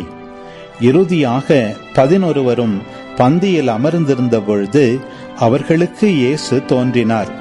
உயிருடன் எழுப்பப்பட்ட தம்மை கண்டவர்கள் சொன்னதை நம்பாமல் அவர்கள் கடின உள்ளத்தோடு இருந்தமையால் அவர் அவர்களுடைய நம்பிக்கையின்மையை கண்டித்தார். இயேசு அவர்களை நோக்கி, உலகெங்கும் சென்று படைப்பிற்கெல்லாம் நற்செய்தியை பறைசாற்றுங்கள். நம்பிக்கை கொண்டு திருமுழுக்கு பெறுவோர் மீட்பு பெறுவர். நம்பிக்கையற்றவரோ தண்டனை தீர்ப்பு பெறுவர். நம்பிக்கை கொண்டோர் பின்வரும் அருமடையாளங்களை செய்வர். அவர்கள் என் பெயரால் பேய்களை ஓட்டுவர், புதிய மொழிகளை பேசுவர், பாம்புகளை தம் கையால் பிடிப்பர், கொல்லும் நஞ்சை குடித்தாலும் அது அவர்களுக்கு தீங்கு இழைக்காது. அவர்கள் உடல் நலமற்றோர் மீது கைகளை வைக்க அவர்கள் குணமடைவர் என்று கூறினார். இவ்வாறு அவர்களோடு பேசிய பின்பு ஆண்டவர் இயேசு விண்ணேற்றமடைந்து கடவுளின் வலப்புறம் அமர்ந்தார். அவர்கள் புறப்பட்டுச் சென்று எங்கும் நற்செய்தியை பறைசாற்றினர். ஆண்டவரும் உடனிருந்து செயல்பட்டு நிகழ்ந்த அருமடையாளங்களால் அவர்களுடைய வார்த்தையை உறுதிப்படுத்தினார். லூக்கா நற்செய்தி அதிகாரம் 22. அப்போது பாஸ்கா என்னும் புளிப்பற்ற அப்ப விழா நெருங்கி வந்தது. தலைமை குருக்களும் மறைநூல் அறிஞரும் இயேசுவை எவ்வாறு கொலை செய்யலாம் என்று வழி தேடிக் கொண்டிருந்தனர். ஏனெனில் மக்களுக்கு அஞ்சினர். அந்நேரத்தில் 12 ஒருவனான யூதாசு எனப்படும் இஸ்காரியோத்துக்குள் சாத்தான் புகுந்தான். யூதாசு தலைமை குருக்களிடமும் காவல் தலைவர்களிடமும் சென்று, அவர்களுக்கு இயேசுவை காட்டிக் கொடுப்பது பற்றி கலந்து பேசினான். அவர்கள் மகிழ்ச்சியுற்று அவனுக்கு பணம் கொடுக்க உடன்பட்டார்கள். அவனும் அதற்கு ஒத்துக்கொண்டு மக்கள் கூட்டம் இல்லாத போது அவர்களிடம் அவரை காட்டிக் கொடுப்பதற்கு வாய்ப்பு தேடிக் கொண்டிருந்தான். புளிப்பற்ற அப்ப விழா கொண்டாடும் நாளும் வந்தது. அன்றுதான் பாஸ்கா ஆடு பலியிடப்பட வேண்டும். இயேசு பேதுருவிடமும் யோவானிடமும், நாம் பாஸ்கா விருந்துண்ண நீங்கள் போய் ஏற்பாடு செய்யுங்கள் என்று சொல்லி அனுப்பினார். அதற்கு அவர்கள், நாங்கள் எங்கே ஏற்பாடு செய்ய வேண்டுமென நீர் விரும்புகிறீர் என்று கேட்டார்கள். இயேசு அவர்களிடம், நீங்கள் புறப்பட்டு நகருக்குள் செல்லுங்கள். மண்குடத்தில் தண்ணீர் சுமந்து கொண்டு ஓர் ஆள் உங்களுக்கு எதிரே வருவார். அவர் பின்னே செல்லுங்கள். அவர் செல்லும் வீட்டிற்குள் நீங்களும் சென்று அந்த வீட்டின் உரிமையாளரிடம், நான் என் சீடர்களோடு பாஸ்கா விருந்து உண்பதற்கான அறை எங்கே என்று போதகர் உம்மிடம் கேட்கச் சொன்னார் என கூறுங்கள். அவர் மேல் மாடியில் தேவையான வசதிகள் அமைந்த ஒரு பெரிய அறையை காட்டுவார். அங்கே ஏற்பாடு செய்யுங்கள் என்றார். அவர்கள் சென்று தங்களுக்கு அவர் சொல்லியவாறே அனைத்தையும் கண்டு பாஸ்கா விருந்துக்கு ஏற்பாடு செய்தார்கள். நேரமானதும் இயேசு திருத்தூதரோடு பந்தியில் அமர்ந்தார். அப்போது அவர் அவர்களை நோக்கி, நான் துன்பங்கள் படும் முன் உங்களோடு இந்த பாஸ்கா விருந்தை உண்பதற்கு மிக மிக ஆவலாயிருந்தேன். ஏனெனில் இறை ஆட்சியில் இது நிறைவேறும் வரை இதை நான் உண்ணமாட்டேன் என்று உங்களுக்கு சொல்கிறேன் என்றார். பின்பு அவர் கிண்ணத்தை எடுத்து கடவுளுக்கு நன்றி செலுத்தி அவர்களிடம், இதை பெற்று உங்களுக்குள்ளே பகிர்ந்து கொள்ளுங்கள். ஏனெனில் இது முதல் இறையாட்சி வரும் வரை திராட்சை பழ ரசத்தை குடிப்பதில்லை என நான் உங்களுக்கு சொல்கிறேன் என்றார். பின்பு அவர் அப்பத்தை எடுத்து கடவுளுக்கு நன்றி செலுத்தி அதை பெற்று அவர்களுக்கு கொடுத்து, இது உங்களுக்காக கொடுக்கப்படும் எனது உடல், இதை என் நினைவாக செய்யுங்கள் என்றார். அப்படியே உணவு அருந்திய பின்பு அவர் கிண்ணத்தை எடுத்து, இந்த கிண்ணம் உங்களுக்காக சிந்தப்படுகிற எனது இரத்தத்தால் நிலைப்படுத்தப்படும் புதிய உடன்படிக்கை. என்னை காட்டிக் கொடுப்பவன் இதோ என்னோடு பந்தியில் அமர்ந்திருக்கிறான். மானிட மகன் தமக்கென்று குறிக்கப்பட்டபடியே போகிறார். ஆனால் ஐயோ, அவரை காட்டிக் கொடுக்கிறவனுக்கு கேடு என்றார். அப்பொழுது அவர்கள், நம்மில் இச்செயலை செய்ய போகிறவர் யார் என்று தங்களுக்குள்ளே கேட்க தொடங்கினார்கள்.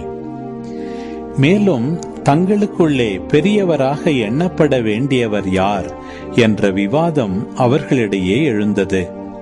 இயேசு அவர்களிடம், பிற இனத்தவரின் அரசர்கள் மக்களை அடக்கி ஆளுகின்றார்கள்.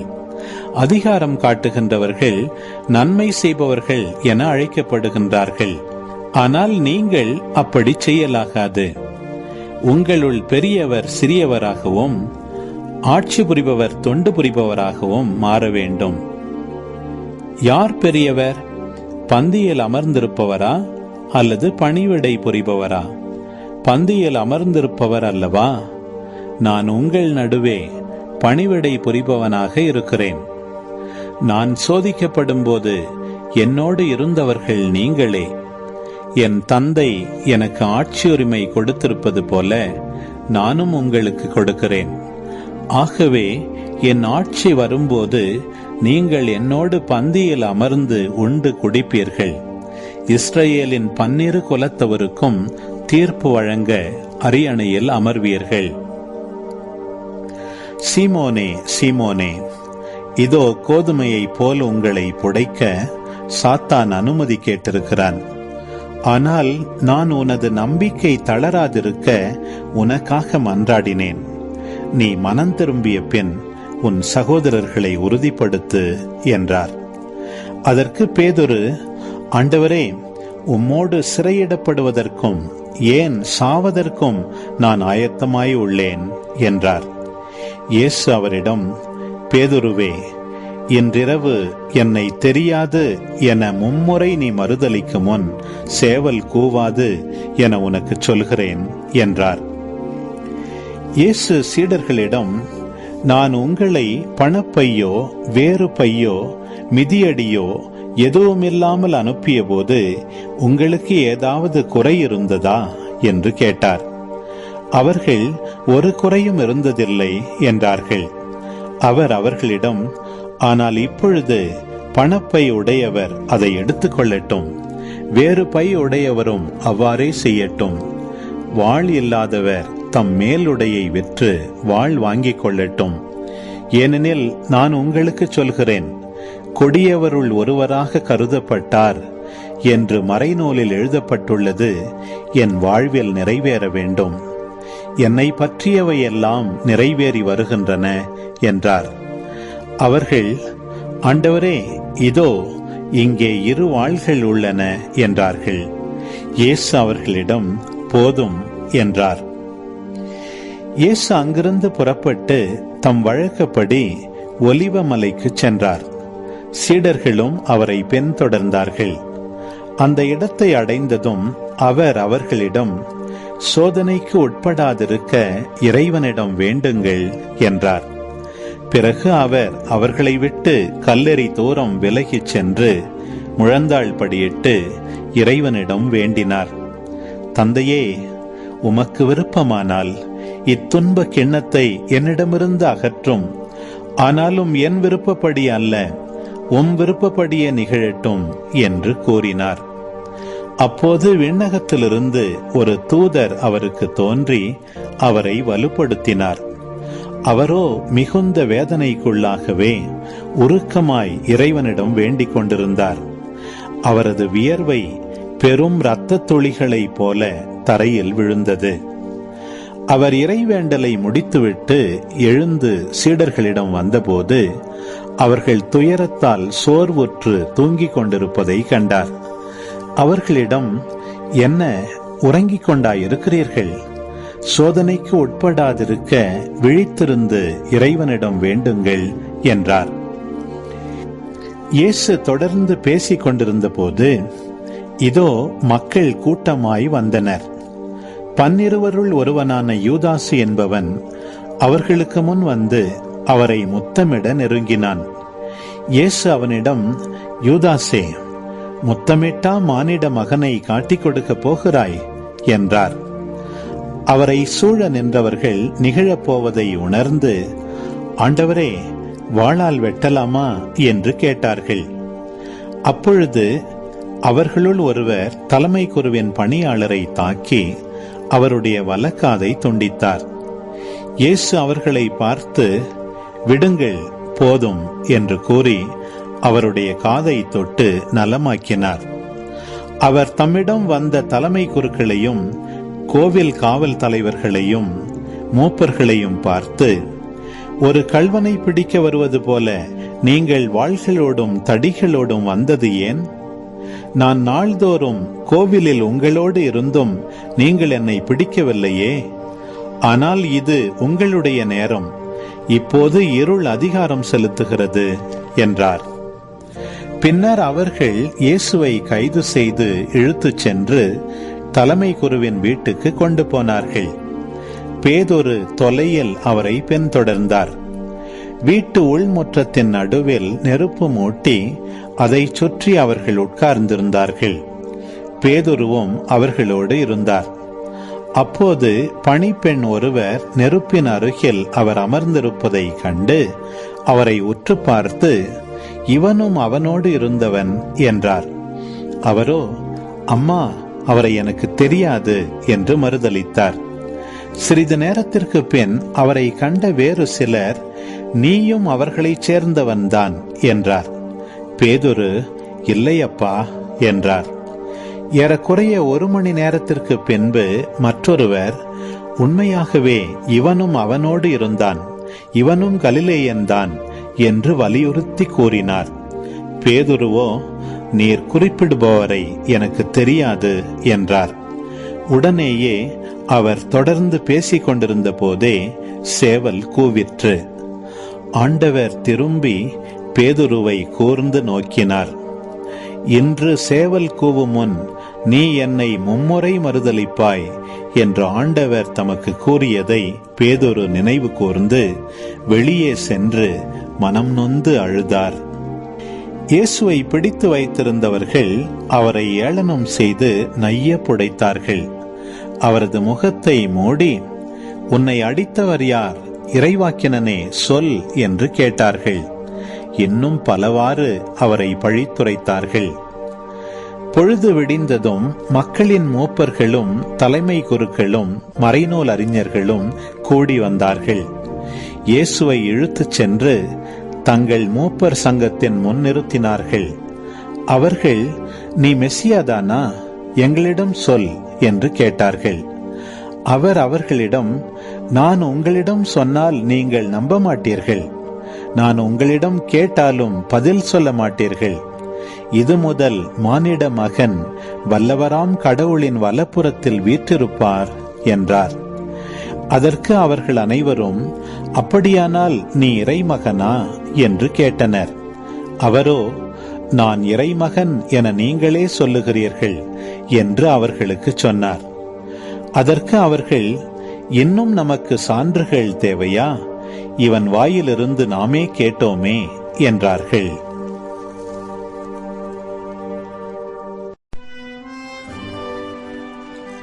லூக்கா நற்செய்தி அதிகாரம் 23.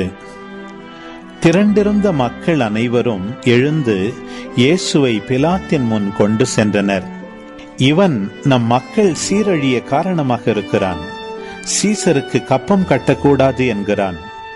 தானே மெசியாவாகிய அரசன் என்று சொல்லிக் கொள்கிறான். இவற்றையெல்லாம் நாங்களே கேட்டோம் என்று அவர்கள் இயேசுவின் மேல் குற்றம் சுமத்த தொடங்கினார்கள். பிலாத்து அவரை நோக்கி, நீ யூதரின் அரசனா என்று கேட்க, அவர், அவ்வாறு நீர் சொல்கிறீர் என்று பதில் கூறினார்.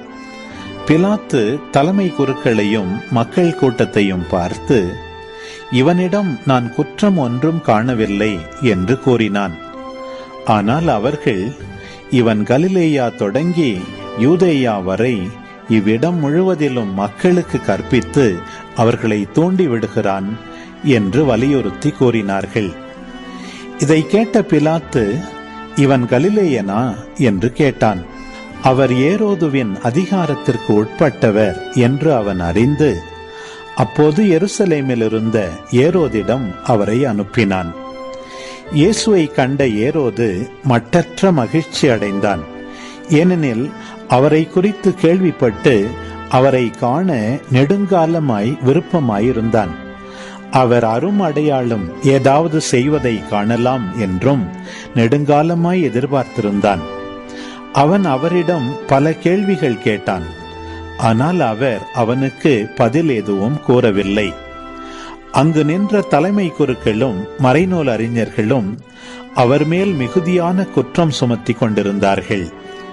ஏரோது தன் படை வீரரோடு அவரை இகழ்ந்து ஏளனம் செய்து பளபளப்பான ஆடையை அவருக்கு உடுத்தி அவரை பிலாத்திடம் திருப்பி அனுப்பினான். அதுவரை ஒருவருக்கு ஒருவர் பகைவராயிருந்த ஏரோதும் பிலாத்தும் அன்று நண்பர்களாயினர். பிலாத்து தலைமை குருக்களையும் ஆட்சியாளர்களையும் மக்களையும் ஒன்றாக வரவழைத்தான். அவர்களை நோக்கி, மக்கள் சீரழிய காரணமாயிருக்கிறான் என்று இவனை என்னிடம் கொண்டு வந்தீர்களே.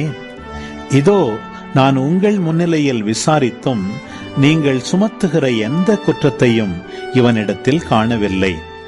ஏரோதும் குற்றம் எதுவும் காணவில்லை. ஆகவே அவர் இவனை நம்மிடம் திருப்பி அனுப்பியுள்ளார்.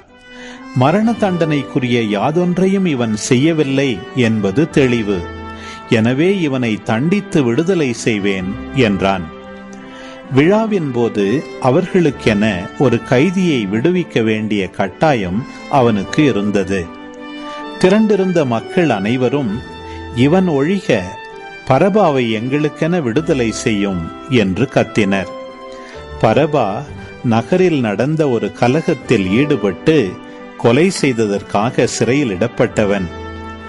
பிலாத்து இயேசுவை விடுதலை செய்ய விரும்பி மீண்டும் அவர்களை கூப்பிட்டு பேசினான். ஆனால் அவர்கள், அவனை சிலுவையில் அறையும், சிலுவையில் அறையும் என்று கத்தினார்கள்.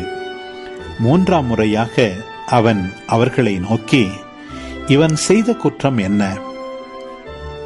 மரண தண்டனைக்குரிய குற்றம் ஒன்றும் இவனிடம் நான் காணவில்லை. எனவே இவனை தண்டித்து விடுதலை செய்வேன் என்றான். அவர்கள் அவரை சிலுவையில் அறைய வேண்டும் என்று உரத்த குரலில் வற்புறுத்தி கேட்டார்கள். அவர்கள் குரலே வென்றது. அவர்கள் கேட்டபடியே பிலாத்து தீர்ப்பு அளித்தான். கலகத்தில் ஈடுபட்டு கொலை செய்ததற்காக சிறையிலிடப்பட்டிருந்தவனை அவர்கள் கேட்டுக்கொண்டபடியே அவன் விடுதலை செய்தான். இயேசுவை அவர்கள் விருப்பப்படி செய்ய விட்டுவிட்டான். அவர்கள் இயேசுவை இழுத்துச் சென்று கொண்டிருந்த போது சிரேன் ஊரைச் சேர்ந்த சீமோன் என்பவர் வயல்வெளியிலிருந்து வந்து கொண்டிருந்தார். அவர்கள் அவரை பிடித்து அவர் மேல் இயேசுவின் சிலுவையை வைத்து அவருக்கு பின் அதை சுமந்து கொண்டு போகச் செய்தார்கள். பெரும் திரளான மக்களும் அவருக்காக மாரடித்து புலம்பி ஒப்பாரி வைத்த பெண்களும் அவர் பின்னே சென்றார்கள். இயேசு அப்பெண்கள் பக்கம் திரும்பி, எருசலேம் மகளிரே, நீங்கள் எனக்காக அழ வேண்டாம், மாறாக உங்களுக்காகவும் உங்கள் மக்களுக்காகவும் அழுங்கள். ஏனெனில் இதோ ஒரு காலம் வரும், அப்போது மலடிகள் பேறு பெற்றோர் என்றும் பிள்ளை பெறாதோரும் பால் கொடாதோரும் பேறு பெற்றோர் என்றும் சொல்வார்கள். அப்போது அவர்கள் மலைகளை பார்த்து எங்கள் மேல் விழுங்கள் எனவும், குன்றுகளை பார்த்து எங்களை மூடிக்கொள்ளுங்கள் எனவும் சொல்வார்கள். பச்சை மரத்துக்கே இவ்வாறு செய்கிறார்கள் என்றால் பட்ட மரத்துக்கு என்னதான் செய்ய மாட்டார்கள் என்றார். வேறு 2 குற்றவாளிகளையும் மரண தண்டனைக்காக அவர்கள் அவரோடு கொண்டு சென்றார்கள். மண்டையோடு எனப்படும் இடத்திற்கு வந்ததும் அங்கே அவரையும் வலப்புறம் ஒருவனும் இடப்புறம் ஒருவனுமாக அக்குற்றவாளிகளையும் அவர்கள் சிலுவைகளில் அறைந்தார்கள்.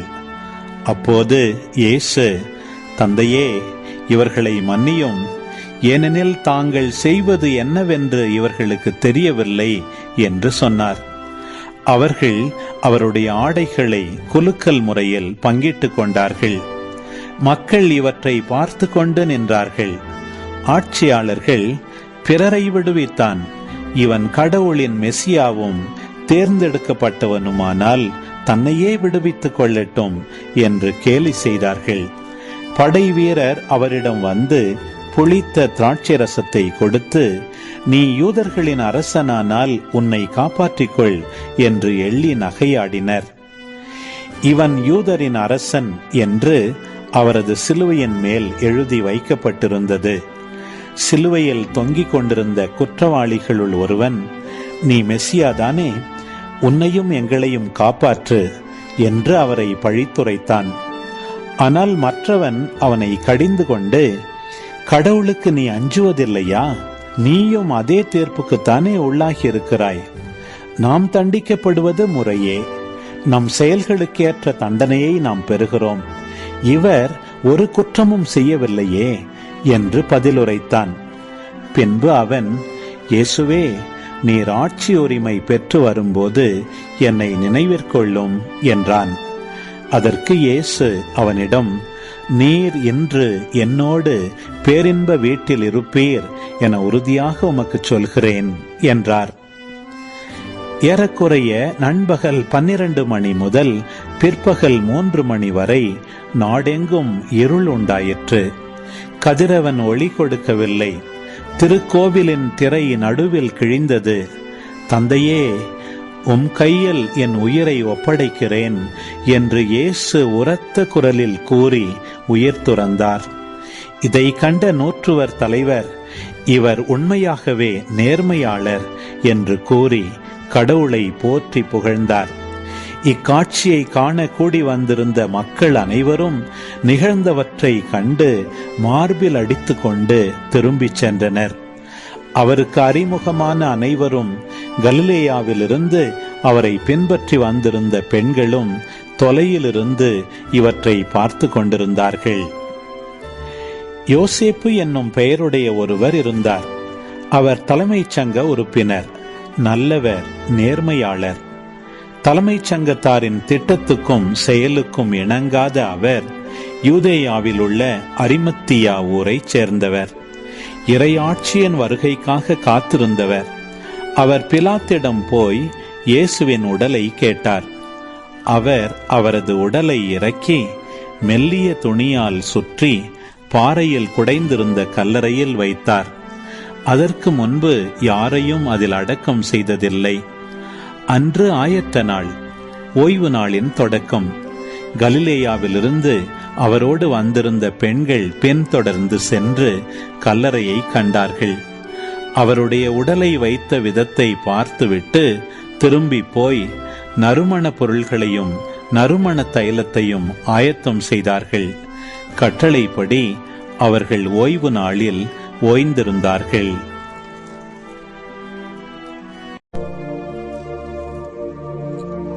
லூக்கா நற்செய்தி அதிகாரம் 24. வாரத்தின் முதல் நாள் விடியற்காலையிலேயே தாங்கள் ஆயத்தம் செய்திருந்த நறுமண பொருள்களை எடுத்துக்கொண்டு அப்பெண்கள் கல்லறைக்கு சென்றார்கள். கல்லறை வாயிலிலிருந்து கல் புரட்டப்பட்டிருப்பதை கண்டார்கள். அவர்கள் உள்ளே நுழைந்தபோது அங்கே ஆண்டவர் இயேசுவின் உடலை காணவில்லை. அதை குறித்து அவர்கள் குழப்பமுற்றார்கள். அப்போது திடீரென மின்னலை போன்று ஒளி வீசும் ஆடை அணிந்த இருவர் அவர்களுக்கு தோன்றினர். இதனால் அப்பெண்கள் அச்சமுற்று தலை குனிந்து நின்று கொண்டிருந்தனர். அவர்கள் அப்பெண்களை நோக்கி, உயிரோடு இருப்பவரை கல்லறையில் தேடுவதேன்? அவர் இங்கே இல்லை, அவர் உயிருடன் எழுப்பப்பட்டார். கலிலேயாவில் இருக்கும் போது அவர் உங்களுக்கு சொன்னதை நினைவுபடுத்திக் கொள்ளுங்கள். மானிட மகன் பாவிகள் கையில் ஒப்புவிக்கப்பட்டு சிலுவையில் அறையப்பட வேண்டும், 3ஆம் நாளில் உயிர்த்தெழ வேண்டும் என்று சொன்னாரே என்றார்கள். அப்போது அவர்கள் அவருடைய வார்த்தைகளை நினைவிற்கொண்டு கல்லறையை விட்டு திரும்பி போய் இவை அனைத்தையும் 11 மற்ற அனைவருக்கும் அறிவித்தார்கள். அவர்கள் மகதலா மரியா, யோவன்னா, யாக்கோபின் தாய் மரியா என்பவர்களும் அவர்களோடு இருந்த வேறு சில பெண்களும் ஆவர். அவர்கள் நிகழ்ந்தவற்றை திருத்தூதர்களுக்கு கூறினார்கள். அவர்கள் கூற்று வெறும் பிதற்றலாக தோன்றியதால் திருத்தூதர்கள் அவர்களை நம்பவில்லை. ஆனால் பேதுரு எழுந்து கல்லறைக்கு ஓடினார். அங்கு அவர் குனிந்து பார்த்தபோது உடலை சுற்றியிருந்த துணிகளை மட்டுமே கண்டார். நிகழ்ந்ததை குறித்து தமக்குள் வியப்புற்றவராய் திரும்பிச் சென்றார். அதே நாளில் சீடர்களுள் இருவர் எருசலேமிலிருந்து ஏறத்தாழ 11 கிலோமீட்டர் தொலையில் உள்ள ஓர் ஊருக்கு சென்று கொண்டிருந்தனர். அவ்வூரின் பெயர் எம்மாவு. அவர்கள் இந்நிகழ்ச்சிகள் அனைத்தையும் குறித்து ஒருவரோடு ஒருவர் உரையாடிக் கொண்டே சென்றார்கள். இப்படி அவர்கள் உரையாடிக் கொண்டும் வினவிக் கொண்டும் சென்றபோது இயேசு நெருங்கி வந்து அவர்களோடு நடந்து சென்றார். ஆனால் அவர் யார் என்று அறிந்து உணர முடியாதவாறு அவர்கள் கண்கள் மறைக்கப்பட்டிருந்தன. அவர் அவர்களை நோக்கி, வழிநெடுகிலும் நீங்கள் ஒருவரோடு ஒருவர் பேசிக் கொண்டிருப்பது என்ன என்று கேட்டார். அவர்கள் முகவாட்டத்தோடு நின்றார்கள். அவர்களுள் கிளையோப்பா என்னும் பெயருடைய ஒருவர் அவரிடம் மறுமொழியாக, எருசலேமில் தங்கியிருப்பவர்களுள் உமக்கு மட்டும்தான் இந்நாள்களில் நிகழ்ந்தவை தெரியாதோ என்றார். அதற்கு அவர் அவர்களிடம், என்ன நிகழ்ந்தது என்று கேட்டார். அவர்கள் அவரிடம், நாசரேத்து இயேசுவை பற்றியேதான் பேசுகின்றோம். அவர் கடவுளுக்கும் மக்கள் எல்லாருக்கும் முன்பாக சொல்லிலும் செயலிலும் வல்ல இறைவாக்கினராக திகழ்ந்தார். அவர் இஸ்ரவேலை மீட்கப் போகிறார் என்று நாங்கள் எதிர்பார்த்து இருந்தோம். ஆனால் தலைமை குருக்களும் ஆட்சியாளர்களும் அவருக்கு மரண தண்டனை விதித்து சிலுவையில் அறைந்தார்கள். இவையெல்லாம் நிகழ்ந்து இன்றோடு 3 நாள்கள் ஆகின்றன. ஆனால் இன்று எங்களைச் சேர்ந்த பெண்களுள் சிலர் எங்களை மலைப்புக்குள்ளாக்கினர். அவர்கள் விடியற்காலையில் கல்லறைக்கு சென்றார்கள். அவருடைய உடலை காணாது திரும்பி வந்து வானதூதர்களை கண்டதாகவும் இயேசு உயிரோடு இருக்கிறார் என்று அவர்கள் கூறியதாகவும் சொன்னார்கள். எங்களோடு இருந்தவர்களுள் சிலரும் கல்லறைக்கு சென்று அப்பெண்கள் சொன்னவாறே இருக்க கண்டனர். ஆனால் அவர்கள் இயேசுவை காணவில்லை என்றார்கள். இயேசு அவர்களை நோக்கி, அறிவிலிகளே, இறைவாக்கினர்கள் உரைத்த எல்லாவற்றையும் நம்ப இயலாத மந்த உள்ளத்தினரே, மெசியா தாம் மாட்சி அடைவதற்கு முன் இத்துன்பங்களை பட வேண்டும் அல்லவா என்றார். மேலும் மோசே முதல் இறைவாக்கினர் வரை அனைவரின் நூல்களிலும் தம்மை குறித்து எழுதப்பட்ட யாவற்றையும் அவர் அவர்களுக்கு விளக்கினார். அவர்கள் தாங்கள் போக வேண்டிய ஊரை நெருங்கி வந்தார்கள். அவரோ அதற்கு அப்பால் போகிறவர் போல காட்டிக்கொண்டார். அவர்கள் அவரிடம், எங்களோடு தங்கும், ஏனெனில் மாலை நேரம் ஆயிற்று, பொழுதும் போயிற்று என்று கூறி கட்டாயப்படுத்தி அவரை இணங்க வைத்தார்கள். அவர் அங்கு தங்குமாறு அவர்களோடு சென்றார். அவர்களோடு அவர் பந்தியில் அமர்ந்திருந்த போது அப்பத்தை எடுத்து கடவுளை போற்றி பிட்டு அவர்களுக்கு கொடுத்தார். அப்போது அவர்கள் கண்கள் திறந்தன. அவர்களும் அவரை அடையாளம் கண்டு கொண்டார்கள். உடனே அவர் அவர்களிடமிருந்து மறைந்து போனார்.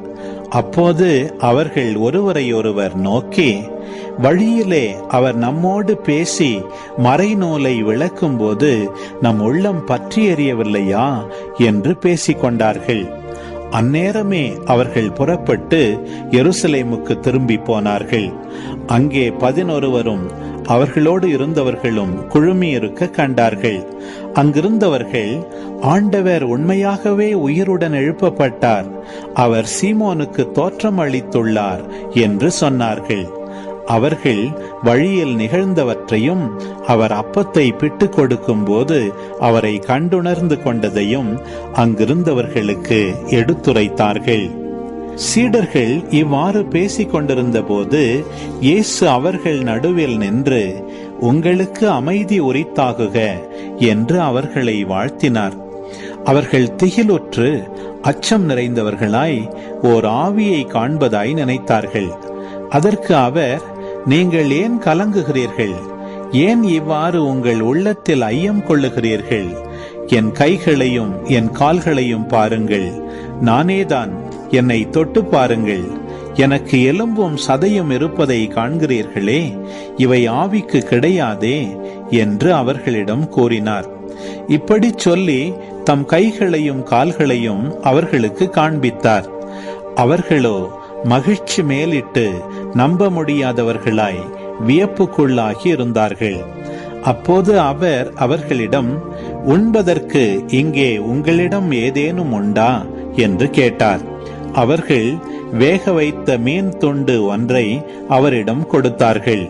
அதை அவர் எடுத்து அவர்கள் முன் அமர்ந்து உண்டார். பின்பு அவர் அவர்களை பார்த்து, மோசேயின் சட்டத்திலும் இறைவாக்கினர் நூல்களிலும் திருப்பாடல்களிலும் என்னை பற்றி எழுதப்பட்டுள்ள அனைத்தும் நிறைவேற வேண்டும் என்று நான் உங்களோடு இருந்தபோதே உங்களுக்கு சொல்லி இருந்தேனே என்றார். அப்போது மறைநூலை புரிந்து கொள்ளுமாறு அவர்களுடைய மனக்கண்களை திறந்தார். அவர் அவர்களிடம், மெசியா துன்புற்று இறந்து 3ஆம் நாள் உயிர்த்தெழ வேண்டும் என்றும் பாவ மன்னிப்பு பெற மனம் மாறுங்கள் என எருசலேம் தொடங்கி அனைத்து நாடுகளிலும் அவருடைய பெயரால் பறைசாற்றப்பட வேண்டும் என்றும் எழுதியுள்ளது. இவற்றுக்கு நீங்கள் சாட்சிகள். இதோ என் தந்தை வாக்களித்த வல்லமையை நான் உங்களுக்கு அனுப்புகிறேன். நீங்கள் உன்னதத்திலிருந்து வரும் அவ்வல்லமையால் ஆட்கொள்ளப்படும் வரை இந்நகரத்திலேயே இருங்கள் என்றார். பின்பு இயேசு பெத்தானியா வரை அவர்களை அழைத்துச் சென்று தம் கைகளை உயர்த்தி அவர்களுக்கு ஆசி வழங்கினார். அவர்களுக்கு ஆசி வழங்கிக் கொண்டிருந்த போதே அவர் அவர்களிடமிருந்து பிரிந்து விண்ணேற்றம் அடைந்தார். அவர்கள் அவரை வணங்கிவிட்டு பெருமகிழ்ச்சியோடு எருசலேம் திரும்பி சென்றார்கள். அவர்கள் கோவிலில் எப்போதும் கடவுளை போற்றியவாறு இருந்தார்கள்.